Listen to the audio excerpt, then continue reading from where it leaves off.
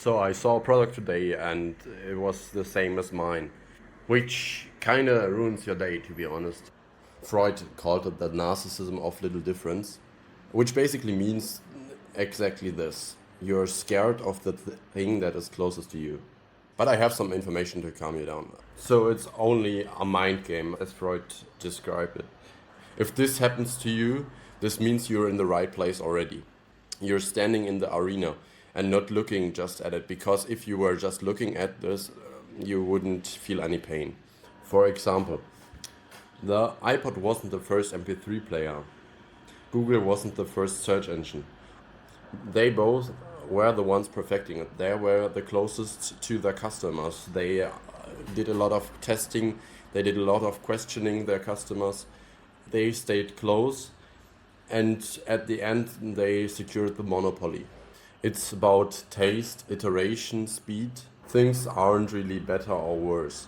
In reality, things just are, in the most case. For a product that needs a large customer base to work, it's very difficult, and it's very important to secure the user base first, so you can just iterate on top of the user base and test on the user base, which takes a lot of work away.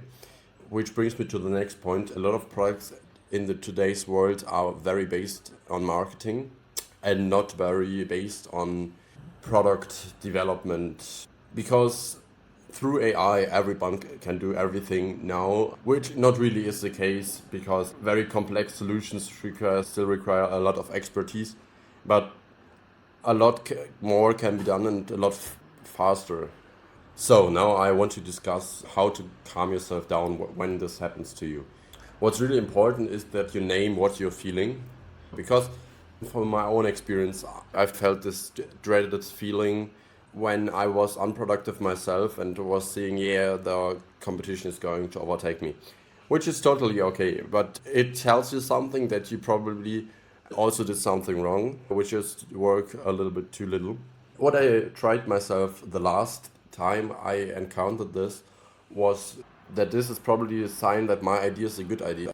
And I also found some things to be different in my idea than the competitor's one. So this is totally alright.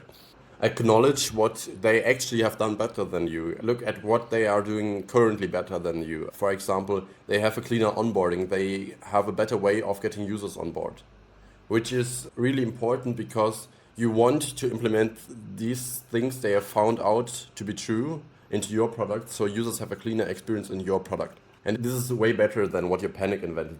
Your panic said, it's over, we lost. Which is a totally wrong signal, and nobody cares, right? Nobody cares if you lost or not, because nobody even was watching you. The last step I want to propose is to just return to what you can control. It's the Stoic thing. Yeah, I know the Stoics have I don't know, it's very controversial what the Stoics think, but what's really good about them is to focus on the things you can control and just focus on them, because it distracts a lot from the noise. You can always convert your bad feelings or your bad mood into something. Everything that drives anger is some form of motion, which you can convert by the basic principles of physics into other form of energy. If you just linger on the anxiety, it's mostly just stored energy. Just keep in mind, if you actually have felt this, you're probably in the right place right now and you should keep going. Have a good day.